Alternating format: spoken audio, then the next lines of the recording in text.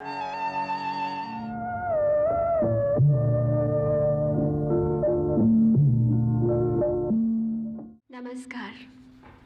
आकाशवाणी महानिदेशालय द्वारा आयोजित डॉक्टर राजेंद्र प्रसाद स्मारक व्याख्यानमाला 1994 में हम आप सभी का अभिनंदन करते हैं। आकाशवाणी महानिदेशालय के उप महानिदेशक श्री एस कृष्णन से अनुरोध है कि वे डॉक्टर विद्यानिवास मिश्र जी को मंच पर लाएं। श्री एस कृष्णन से निवेदन है कि वे 2 शब्द कहें। माननीय श्री विद्यानिवास मिश्र जी, देवियों और सज्जनों, डॉक्टर राजेंद्र प्रसाद स्मारक व्याख्यानमाला में आपका स्वागत करते हुए मुझे बहुत खुशी हो रही है। डॉक्टर राजेंद्र प्रसाद हमारे देश के पहले राष्ट्रपति तो थे ही, वे एक महान स्वतंत्रता सेनानी भी थे। इसके साथ साथ भारतीय संस्कृति में उनकी गहरी रुचि थी। आकाशवाणी उनके सम्मान में सन 1969 से इस व्याख्यानमाला का आयोजन करती आ रही है और इसके पहले वक्ता थे डॉक्टर हजारी प्रसाद द्विवेदी। इसके बाद प्रतिवर्ष देश के प्रमुख विद्वान और चिंतक यह व्याख्यान देते रहे हैं। यह बड़े सौभाग्य की बात है कि हमारे इस वर्ष के वक्ता हैं डॉक्टर विद्यानिवास मिश्र, जिनका भारतीय संस्कृति का अध्ययन बहुत गहरा है। डॉक्टर मिश्र एक बहुमुखी प्रतिभा के धनी व्यक्ति हैं। आप जाने माने लेखक, भाषा शास्त्री, शिक्षाविद और पत्रकार हैं। इस वर्ष की व्याख्यानमाला के लिए डॉक्टर मिश्र ने जो विषय चुना है वह है साधुमत और लोकमत, जो आज की परिस्थिति में बहुत समीचीन प्रतीत होता है। मैं एक बार फिर सम्मानीय अतिथियों का स्वागत करता हूं, जो हमारे आमंत्रण पर यहाँ पधारे हैं।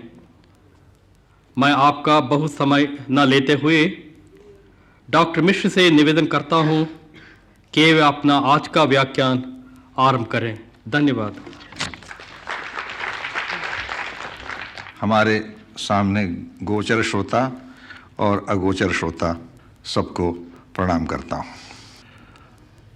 इसके बाद मैं देश रत्न डॉक्टर राजेंद्र प्रसाद की पुण्य स्मृति को नमन करता हूं। डॉक्टर राजेंद्र प्रसाद साधु पुरुष थे और लोकनायक भी थे, इसलिए उनकी स्मृति में मैंने यह विषय चुना। परंतु पहले मुझे बड़ा संकोच हुआ जब मुझसे कहा गया कि आप विषय चुन करके दीजिए, क्योंकि ऐसे साधु पुरुष की स्मृति में कुछ कहने की पात्रता अपने में होनी चाहिए। मुझे लगा मुझ में वैसी पात्रता नहीं है। ऐसा व्यक्ति जिसमें जितनी विद्या उससे अधिक विनम्रता, जितना त्याग उससे अधिक संकोच, जितनी भव्यता उससे अधिक सादगी, और जितनी राजनैतिक कुशलता उतनी अधिक ऋजुता, और सर्वोच्च पद के साथ सहजता, एक साथ ये सारे गुण किसी एक व्यक्ति में शायद ही मिलते हों। उन्हें देश रत्न इसी से कहता था। महात्मा गांधी की यह सबसे बड़ी विशेषता है कि वे नेता बनाते थे।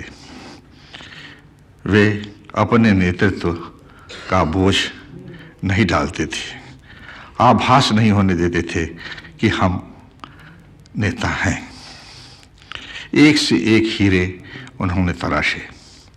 राजेंद्र बाबू उन हीरो में अपना विशेष स्थान अपने दुर्लभ गुणों के कारण रखते हैं, जिनकी चर्चा मैंने अभी अभी आपसे की।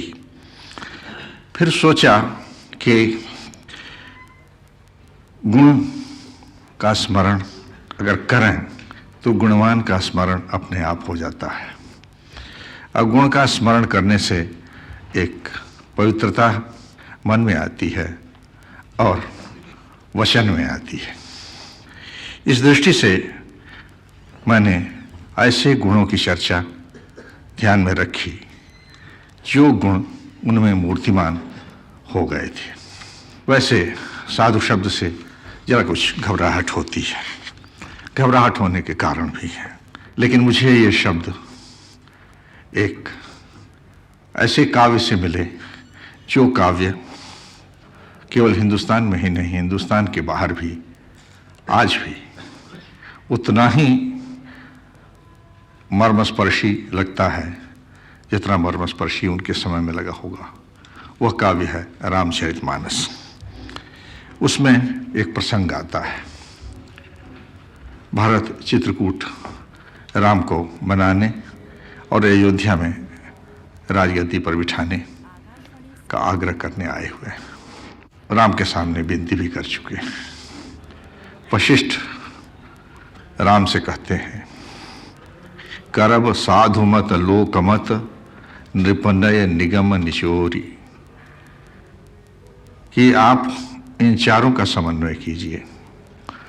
साधुमत क्या है,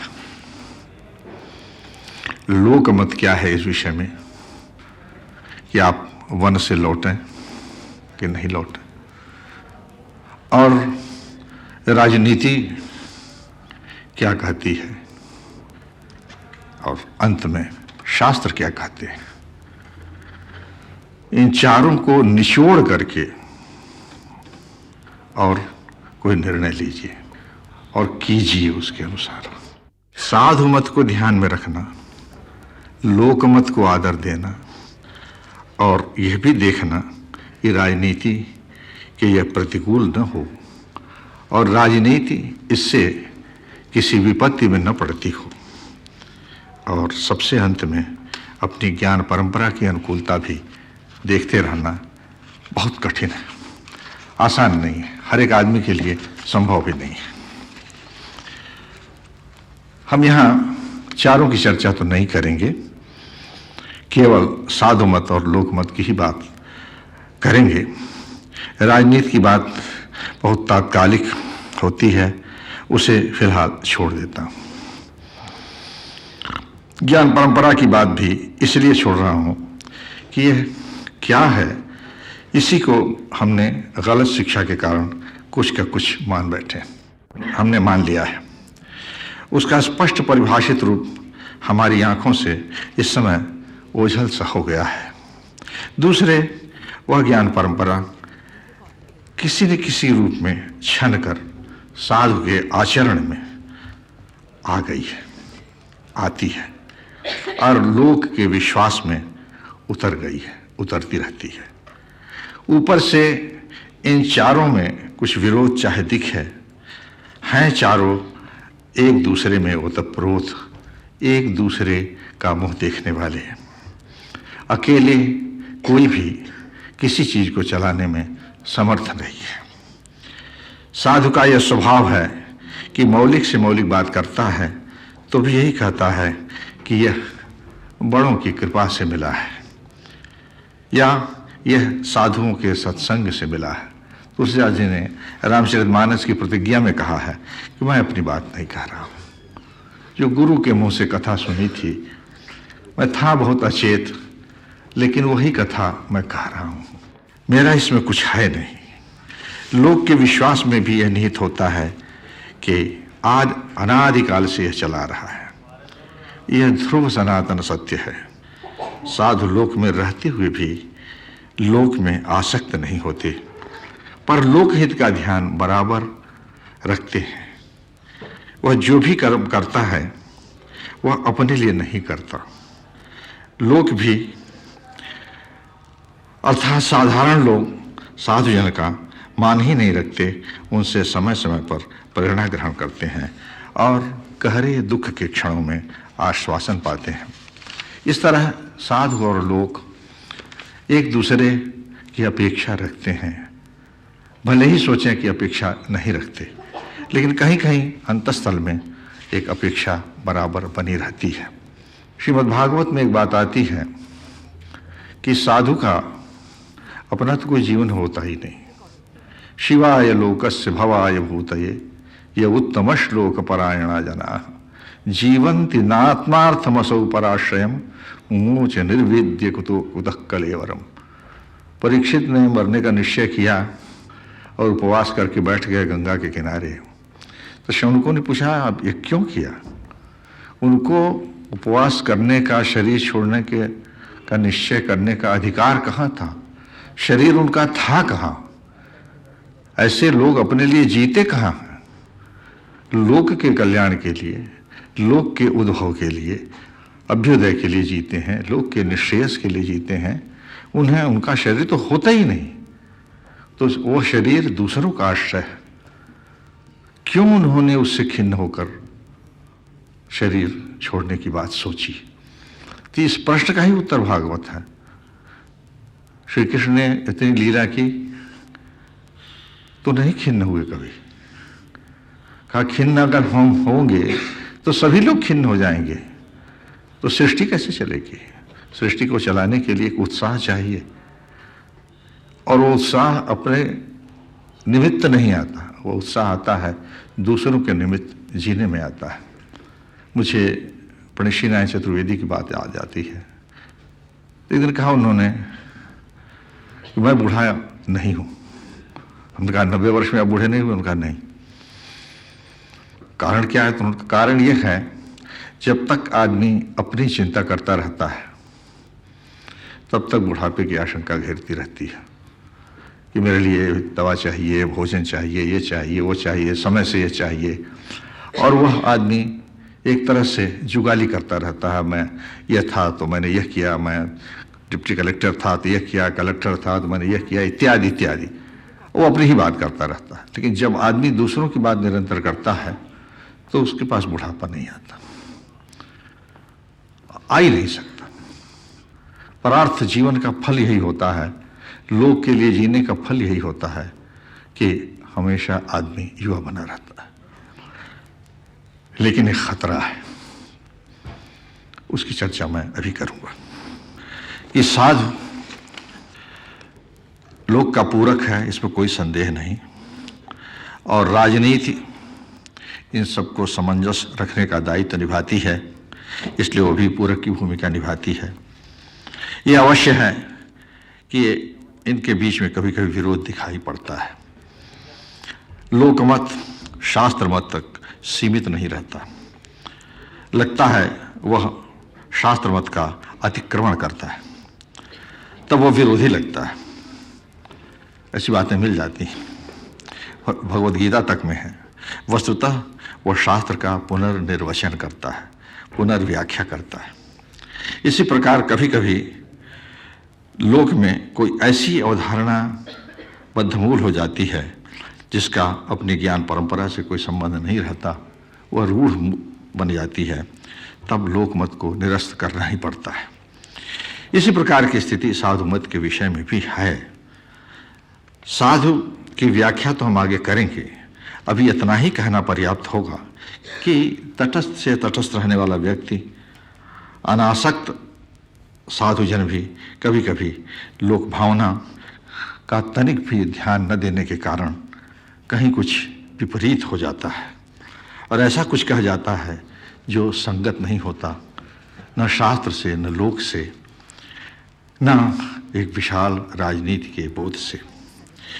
उदाहरण के लिए द्रौपदी को जब संपत्ति मानकर जुए के दांव पर रखा गया और हारने पर उसको निर्वसन करने का काम जब धृतराष्ट्र की सभा में शुरू हुआ, तो भीष्म पितामह जैसे साधुजन वहाँ थे, पहले वे चुप रहे।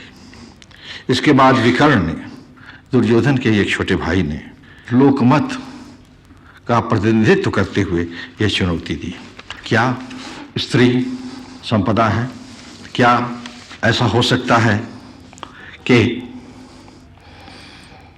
स्त्री को जुए पर रखा जाए, दांव पर रखा जाए? क्या जुए के नशे में पागल जो प्रतिज्ञा करता है उसका कोई मूल्य है? और इसका उत्तर भीष्म के पास नहीं था। उन्होंने उत्तर नहीं दिया, लेकिन बहुत कुरेदे जाने पर दबी जबान से उन्होंने कहा, पहले का विधान तो स्त्री को वस्तु या संपत्ति नहीं मानता था, पर आज जैसी व्यवस्था है उसमें स्त्री पुरुष की संपत्ति है। विकर्ण ने फिर कहा था, तो इस विधान को क्यों माना जाए, इसको क्यों न तोड़ा जाए? और साधु मत चुप रहा था। लोकमत यहाँ एक तरह से परास्त हो जाता है, ऐसा दिखता है। ऐसे ही साधु जनों के बीच घनघोर अन्याय होता है, पर दूसरी तरह से देखें तो लोकमत अंत में विजयी होता है। लोकमत के संरक्षक के रूप में कृष्ण द्रौपदी की लाज बचाते हैं, कौरव सभा की भी लाज रख लेते हैं, और भीष्म, द्रोण और कृप जैसे साधुजन सदा सदा के लिए कटघरे में खड़े कर दिए जाते हैं। कर्ण जैसे महादानी तेजस्वी व्यक्ति के ऊपर एक अमिट लांछन लग जाता है। भारतीय संस्कृति की विशेषता इसी में है कि वह एकांगी नहीं है, किसी एक तरफ झुकी हुई नहीं है। वह समग्र दृष्टि से वस्तुओं को देखती है, मनुष्य को देखती है, मनुष्य और वस्तु के बीच संबंध को देखती है, और परीक्षा करती है मनुष्य और वस्तु के बीच संबंध की। भारतीय संस्कृति में औचित्य का निर्णय न अकेले राजनीति करती है, न अकेले शास्त्र करता है, न लोकमत करता है, न साधुजन ही एकांत निर्णायक होते हैं। जो भी निर्णय लिए जाते हैं या लिए जाते रहे हैं, सबके भीतर एक ऐसी संगति बिठलाने की कोशिश होती रही है जिससे कोई भी विशृंखल न होने पाए और सबके लिए सबका आदर भाव बना रहे। यह संस्कृति इसीलिए इतनी संश्लिष्ट है, जो कभी भी दो टूक बात कहने में विश्वास नहीं करती, कभी भी इस रूप में नहीं बांटती कि यह निरपेक्ष रूप से सत्य है, यह निरपेक्ष रूप से झूठ है, असत है। वह सबकी सापेक्षता देखती है, परिस्थिति क्या है, देश क्या है, काल क्या है, कर्ता कौन है, सहायक कौन है, इन सब को देखती हुई वह निर्णय लेती है। और इसीलिए सद और असद की दो कोटि बनाने वाली विचारधाराओं की समझ में यह संस्कृति बहुत कम आती है। इतनी भूमिका के बाद साधु की अवधारणा पर मैं कुछ कहना चाहूँगा। साधु शब्द जिस साध धातु से बना है उसका अर्थ का एक तरह से महाविस्तार है। संकल्प पूर्वक प्रयत्न करना, उद्देश्य विशेष तक पहुंचना, अच्छा करना, सजाना, उपयुक्त बनाना, पूरा करना, अनुकूल होने के लिए विनम्र होना, अपने को समर्पित करना और उसके द्वारा लोगों को वश में करना, अनुकूल बनाना, आधि व्याधि दूर करना, संकटों पर विजय प्राप्त करना, निष्कर्ष निकालना, प्रश्न हल करना, सिद्ध करना, प्राप्त करना। इसलिए साधु शब्द में ये सभी कार्य स्वतः निष्पन्न है। साधु के विशेषण के रूप में अर्थ हैं सीधा, टेढ़े से सीधा किया हुआ, सुलझाया हुआ, लक्ष्य तक सीधे पहुंचने वाला, अनुकूल, कृपालु, तत्पर, सफल, प्रभावी, सुसज्जित, उचित, भला, शिष्ट, सबकी परस्पर अनुकूलता सुनिश्चित करने वाला, सन्मार्ग परायण, सत्यपरायण, शुद्ध, परिवारजित, भाषा के संदर्भ में सत्यनिष्ठ और कुशल। इतना सारा अर्थ साधु शब्द में निहित है।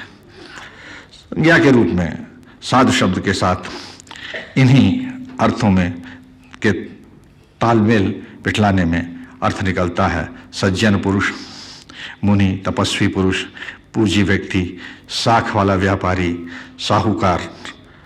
उस साधु से ही साहू शब्द व्युत्पन्न भी है। और साध्वी का अर्थ पतिपरायणा स्त्री है। और ऐसी एक और संदर्भ है कि तपस्विनी विरक्त स्त्री है। जैन संदर्भ में यही अर्थ चलता है। साधु शब्द का रूढ़ अर्थ हो गया है संसार से विरक्त होकर लोकहित के लिए तप का वर्ण करने वाला, सीधी सादी जीवन पद्धति जीने वाला, अपने सच्चे व्यवहार के कारण प्रतिष्ठा पाने वाला व्यक्ति। व्यापारिक अर्थ में साधु की अपेक्षा साहू का प्रयोग अधिक होने लगा है। इन अर्थों की तह में जाते हैं तो स्पष्ट हो जाता है कि साधु में साधु व्यवहार, साधु संकल्प, साधु वाणी और साधु आचरण बहुत ही आवश्यक है। साधु के लिए कोई और गुण नहीं अपेक्षित है।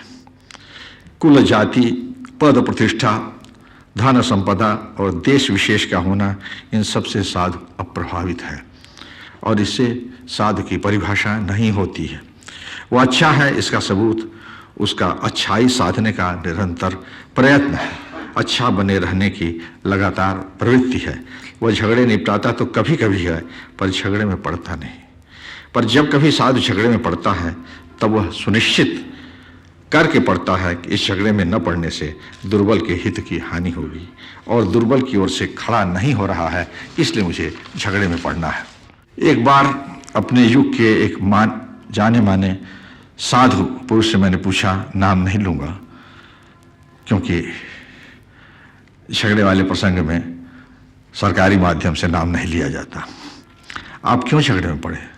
वे सहज भाव से बोले, हाँ तुम ठीक कहते हो, साधु को प्रपंच से दूर रहना चाहिए। पर यह भी जान लो कि साधु समाज का उच्छिष्ट है। जो कोई काम या उपाधि और धारण करता है उससे अलग है। उसका कोई नाम नहीं, उसकी कोई उपाधि नहीं, उसकी कोई कोटि नहीं, उसका कहीं वर्गीकरण नहीं हो सकता। वो सभी लाभों से वंचित है। समाज में उसके लिए कोई स्थान नहीं, वह समाज से बाहर है। वह उच्छिष्ट या सबकी जूठन होने के कारण यह दायित्व अपने ऊपर ले लेता है कि जिसे कोई गण्यमान्य व्यक्ति नहीं कर रहा है, जिस दायित्व को सबने छोड़ दिया है, जिसको सबने बेकार समझ लिया है, उसको वही तो अंगीकार करेगा, वही स्वीकार करेगा जो स्वयं सभी गणनाओं में छोड़ दिया गया है, जिसकी किसी में गणना नहीं है, जो अकिंचन है, जो निस्व है, जिसका कोई स्व नहीं है, जिसकी कोई पहचान नहीं है। इसलिए वह उस दायित्व का निर्वाह करेगा जिसे सब लोगों ने एकदम से व्यर्थ जान करके छोड़ दिया है। उनकी बात पर मैंने मनन किया तो मुझे लगा कि साधु की भूमिका आसान नहीं। वेश धारण करने से साधु नहीं हो सकता। नारी मुई घर संपत्ति नासी, मूढ़ मुड़ाए भय सन्यासी वाली लाचारी की साधुता नहीं है।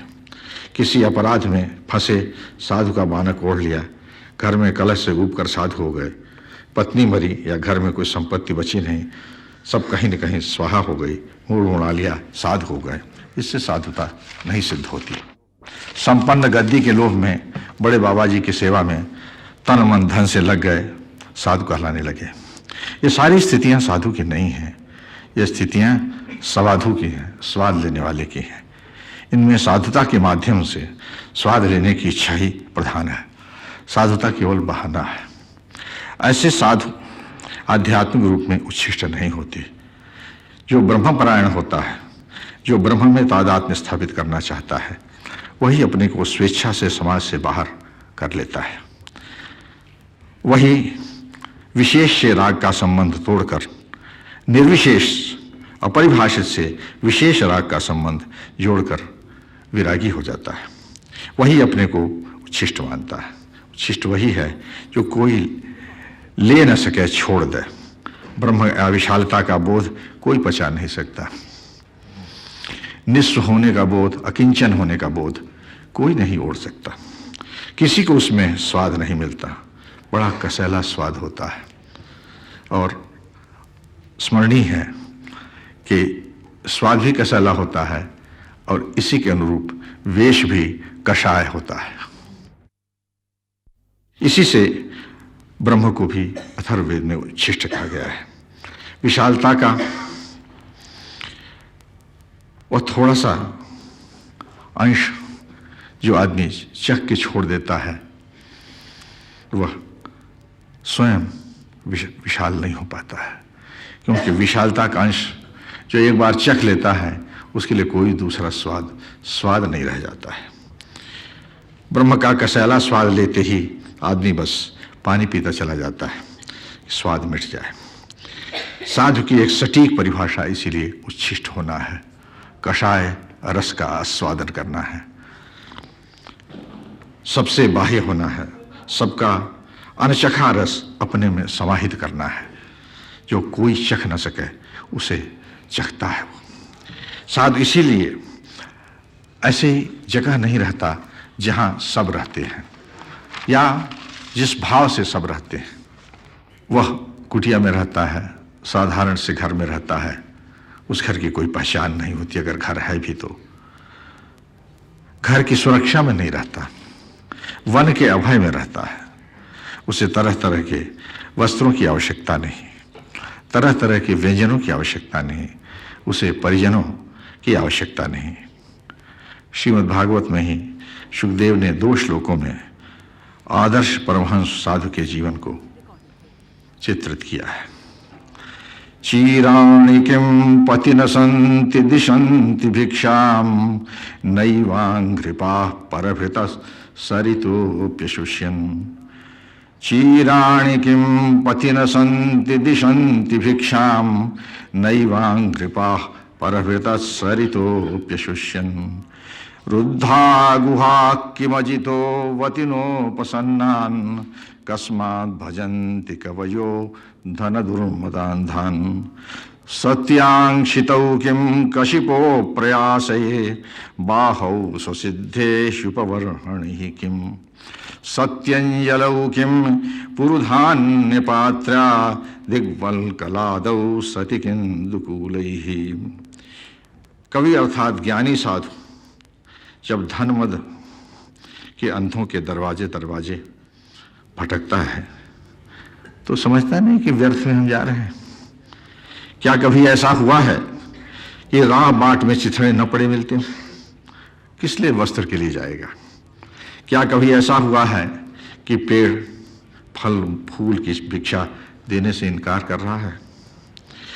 क्या दूसरों का संभरण करने वाली नदियां सूख गई? क्या आश्रय देने वाली पर्वतीय गुहाओं के दरवाजे बंद हो गए हैं? अच्छा, जाने दीजिए, ऐसी सभी परिस्थितियां आ गई हों, पर एक बार ऐसा हुआ है कि परात्पर ने अपने पास पहुंचे लोगों की कभी रक्षा करने से इनकार किया है। और यदि अकेले परात्पर ब्रह्म की अमोघ कृपा पर भरोसा है तो द्वार द्वार धक्का क्यों खाते हो? दूसरे श्लोक में कहा गया है, पृथ्वी है तो बिछोने की क्या जरूरत, अपनी बांह है तो तकिए की क्या जरूरत, अपनी अजुड़ी है तो भोजन पात्र या भिक्षा पात्र की क्या जरूरत, दिशाएं हैं पेड़ों की छाल है तो फिर महीन रेशमी वस्त्र की क्या जरूरत। जरूरत तो बढ़ाने से बढ़ती है। साधु की अपनी जरूरत कुछ नहीं, क्योंकि वो दूसरों की जरूरत पूरी करने के लिए जीता है। वही साधु जो एक ओर इतना निर्मम है, संयत है, दूसरी ओर करुणा से द्रवित होने वाला भी है। नवनीत तो स्वयं तपाया जाता है तब पिघलता है, अपने ताप से पिघलता है, पर साधु संत का हृदय दूसरों के ताप से द्रवित होता है, दूसरों के दुख से द्रवित होता है। अपने लिए कठोरता और दूसरों के लिए करुणा, यह अंतर्विरोध नहीं है, यही स्वाभाविक है। गांधी जी बा के लिए कठोर हो सकते थे और ऐसे कठोर हो सकते थे कि बा की आंखों में आंसू आ गए थे, और वही सामान्य सी बकरी के लिए करुण हो सकते थे। क्यों? गांधी जी की अपनी आवश्यकता कुछ नहीं थी। वो जानते थे कि ये जो वसुंधरा है, ये जो विशाल उदार रमणीय पृथ्वी है, यह सबके लिए काफी दे सकती है कुछ, और अगर लोभ हो तो एक के लिए भी पर्याप्त नहीं पड़ेगी।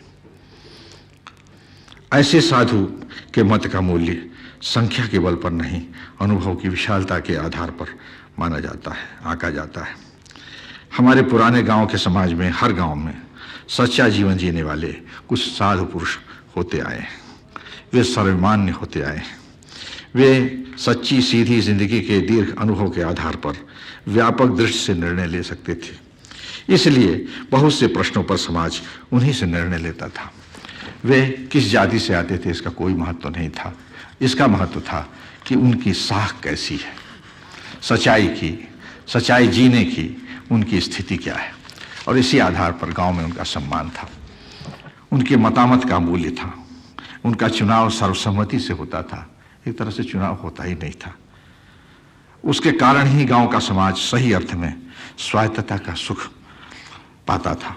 स्वायत्तता बड़े स्व के अधीन रहने वाली है, इसीलिए वो किसी छोटे स्व की अधीनता नहीं स्वीकार करती। बड़ा स्व बिना साधु आचरण के क्या है यह जाना नहीं जा सकता, क्योंकि साधु उस बड़े स्व की खोज में ही लगा रहता है। ये गांव के जाने माने साधु पुरुष सभी वर्गों जातियों से आते थे। उनकी मान्यता संपत्ति या विद्या या कुल के आधार पर नहीं होती थी। लोकमत जहाँ संकीर्णता दिखलाता है वहीं साधु मत उसे ठीक करता है और विशालता का परिचय देने के लिए जोर डालता है। साधु सरल होता है, पर साधु के निर्णय सरल नहीं होते। कम से कम सरल दिखते नहीं, क्योंकि दांव पेच में रहने वाले आदमी को सरलता की यथार्थ पहचान नहीं होती। वह सरलता को समझ नहीं पाता, वह सहजता को ही कठिन मानता है। रामचरितमानस की ओर कुछ देर के लिए लौटें तो उसमें दो परम साधु पात्र, भरत और हनुमान। इन दोनों में भी भरत साधुओं में साधु हैं, साधुओं में सयाने हैं, क्योंकि वे सेवा करने का भी स्वार्थ छोड़ सकते हैं। वे प्रभु की आज्ञा की मर्यादा निभाते हुए भी अपने को राजसी ठाट से अलग रख सकते हैं। चंचरीक जिमि चंपक बागा, जैसे चंपक के बगीचे में भंवरा रहता है। उन्होंने अनुनय किया, मनाया, आपका लोक अभिनंदन करना चाहता है, आप चलें, और कहा मैं आपको दिया हुआ अभिशाप अपने ऊपर लेना चाहता हूं। इस अनुनय में सदाशयता मात्र नहीं थी, हृदय की गहरी ग्लानि थी। मेरे कारण आप वन आए। भरत के हृदय की बात सबको छू जाती है, लोक को हिला देती है, राम तक को छू जाती है। वे कर्तव्य और भ्रात प्रेम के गहरे द्वंद्व में डूबने उतराने लगते हैं। एक और लोकमत है कि पिता की आज्ञा का पालन करो, पिता के दिए वचन का निर्वाह करो। दूसरी ओर साधु मत है कि अयोध्या की राजगद्दी पर लौट चलो। भरत का आग्रह है, साधु का आग्रह है। दो सच्चाइयों के अंतर्द्वंद में कहीं राह नहीं दिखाई पड़ती। कोई समाधान जनक वशिष्ठ के ध्यान में भी नहीं आता। राम दोनों के बीच समन्वय स्थापित करना चाहते हैं, पर भार अंत में साधुमत के प्रामाणिक पुरुष भरत पर ही डालते हैं। सो तुम करो करावह मोहि, तुम ही निर्णय लो भाई, और तुम ही मुझसे उस निर्णय का पालन कराओ। मैं भयंकर द्वंद्व में फंसा हुआ हूं, तुम भाई हो, तुम ही इस द्वंद्व से छुटकारा दिला सकते हो। भरत तब साधु नहीं रह सकते, वे साधारण जन बन जाते हैं। अपनी साधुता सिद्ध करने की आवश्यकता नहीं उन्हें रहती। वे आराध्य की साधुता स्थापित करने के लिए व्यग्र हो जाते हैं। तब कठिन संकल्प लेते हैं, प्रभु मैं अयोध्या का राज्यभार 14 वर्ष तक संभालूंगा, पर सिंहासन पर आपकी पादुका विराजेगी। पादुका जो लोक की मर्यादा का प्रतीक है, और राजकाज में मंत्रियों के द्वारा अयोध्या में रहकर नहीं, नंदीग्राम की पर्णकुटी में रहकर संभालूंगा। राम का लोकमत और शास्त्र मत भरत के इस नए साधुमत के आगे विचलित हो जाता है, विगलित हो जाता है। राम ते अधिक राम कर नेहू, राम का भाव विशालता का भाव है। राम स्वयं विशाल है सही, पर भाव उनसे अधिक विशिष्ट है, लौकिक है और लोकोत्तर भी है। वो भाव जब सच्चे साधु में भरता है तो वह राम के लिए भी बेसंभाल हो जाता है। जनक को कहना पड़ता है, भरत महामहिमा सुनो रानी, जान ही राम न सकहि बखानी। राम ने स्वयं कहा है कि कठिन कुचाह सुनाई है कोई कठिन इच्छा व्यक्त करेगा, इतना प्रियजन मेरे लिए बड़ा कठिन हो जाएगा। भरत का यही साधु भाव जब महात्मा गांधी की राज्य कल्पना में धरोहरी सिद्धांत का आकार ग्रहण करता है तो उसे लोग पहले उपहास की दृष्टि से या विश्वास की दृष्टि से देखते हैं।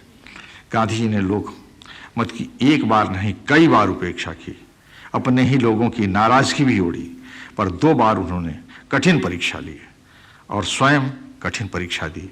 सत्याग्रह आंदोलन शुरू हुआ, चौरी चौरा में दूसरे कारणों से सही हिंसा की घटना घटी और गांधी जी ने सत्याग्रह एकाएक रोक लिया, अभी उसका ज्वार थाम लिया।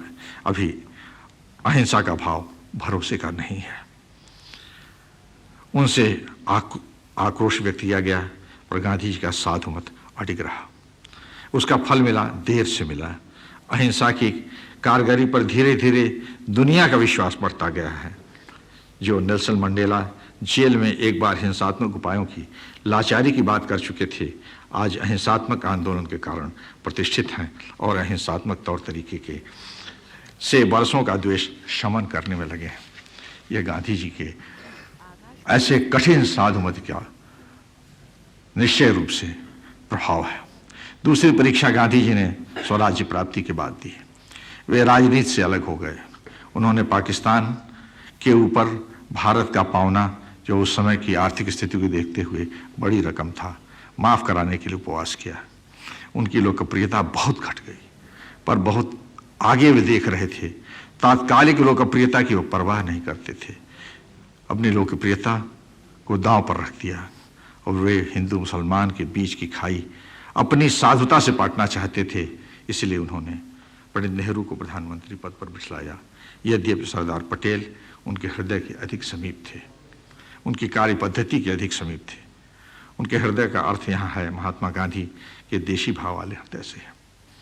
इस तरह साधुमत कभी कभी ठीक समाधान नहीं दे पाता, जैसा कि भीष्म के बारे में हमने देखा, और कभी कभी सही समाधान देता है तो जैसा कि गांधी जी के माध्यम से हमने देखा तो लोग उसे स्वीकार नहीं करता है। दोनों ही स्थितियों में राजनय बुरी तरह प्रभावित होता है और शास्त्र कहीं तिरोहित हो जाता है। अकेले साधुमत से काम चलता नहीं। साधु साधुता से निजी सिद्धि प्राप्त कर सकता है, प्रतिष्ठा प्राप्त कर सकता है, मोक्ष भी प्राप्त कर सकता है, अपना मोक्ष प्राप्त कर सकता है, परंतु लोक साधक तभी हो पाता है जब और घटक तत्व भी उसके अनुकूल हों।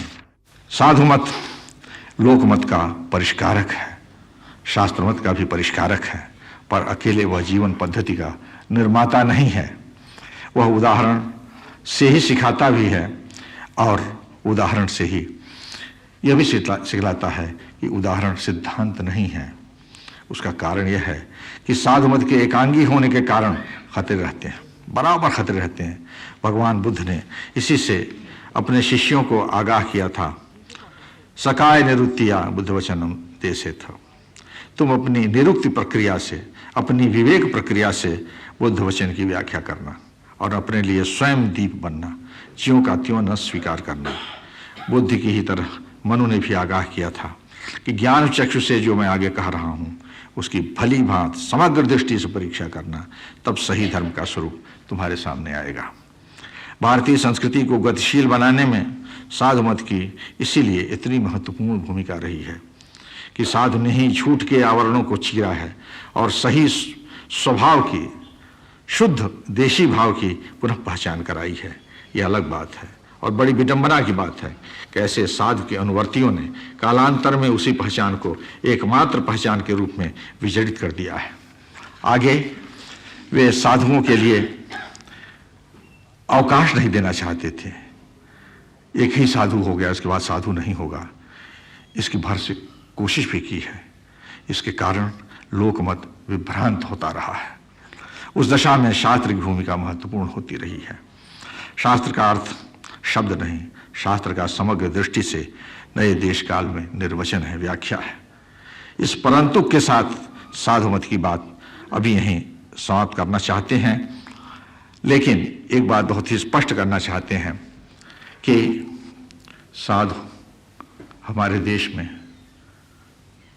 इसलिए आदर पाता है कि वह एक विशेष जीवन पद्धति अपनाता है? नहीं, इसलिए आदर पाता है कि वो विशेष जीवन पद्धति नहीं अपनाता है, वो निर्विशेष जीवन पद्धति अपनाता है, जिसमें सबकी जीवन पद्धति समाविष्ट होती है और किसी की भी जीवन पद्धति नहीं समाविष्ट होती है। कबीर ने कहा, हम सब में, सब हम में, वो सब में चला जाता है, सब उसमें चले जाते हैं, और हम फिर बहुरी अकेला, और फिर वो अकेला पड़ जाता है। तो साधु के स्वभाव में यदि केवल लोक में रमना हो, लोक अपने में रमाना हो, यह परिभाषा हो, यस्मान नो द्विजते लोको लोकान नो द्विजते च, इससे लोग उद्विग्न नहीं होते, जो स्वयं लोगों से उद्विग्न नहीं होता, तो उसी से काम नहीं चलता है। लोग संग्रही होने से साधु का काम नहीं चलता है, लोग की चिंता करने से साधु का काम नहीं चलता है। सबकी चिंता करके, सब में रह करके कहीं न कहीं उसे अकेला होना पड़ता है, अपने से भी तटस्थ होना पड़ता है, अपने सर्वग्राही रूप से भी तटस्थ होना पड़ता है। क्या यह सही है? क्या यह जो लोक दृष्टि है, लोभ नहीं है, यश का, कीर्ति का, सम्मान का लोभ नहीं है, उसे अलग होना पड़ता है। यह अलग होना उसी के वश में हो सकता है जो बड़ी सहज साधारण जिंदगी जी रहा हो, जिसमें कुछ भी विशेषता न हो, जिसकी रक्षा के लिए, जिसके निर्वाह के लिए कुछ विशेष नियम बनाने पड़े। इसीलिए नियमों का अतिक्रमण करके वह नियम बनाता है, नियमों की पुनर्व्याख्या करके अपने जीवन से वह नियम बनाता है, और उन नियमों की संगति से ही संस्कृति की गाड़ी आगे चलती है। मैं आज की बात यही समाप्त करता हूँ। कल मैं लोकमत की व्याख्या करना चाहूँगा, और लोकमत और साधुमत के बीच में किस तरह सामंजस्य अपेक्षित है, किस तरह से सामंजस्य पहले संभव हुआ है, उसी चर्चा करना चाहूँगा। आपने इतनी शांति से, इतने ध्यान से मुझे सुना, इसके लिए आपका मैं विशेष आभारी हूँ। धन्यवाद।